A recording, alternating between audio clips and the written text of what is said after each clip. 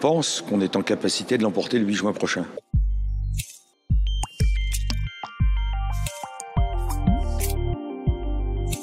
Le groupe Lyotte a déposé une proposition de loi.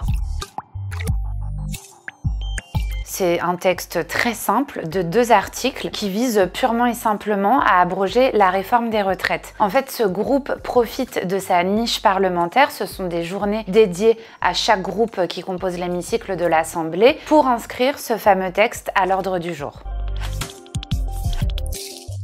Alors oui, cette proposition de loi a des chances très sérieuses d'aboutir et c'est précisément ce qui donne des sueurs froides à la majorité. Non seulement le texte de Lyotte pourrait être soutenu par l'intégralité de la NUP, mais aussi par les 87 députés RN et enfin par tous les députés LR hostiles à la réforme des retraites. Le groupe Lyotte a fait ses comptes et son texte pourrait passer à 5 voix près.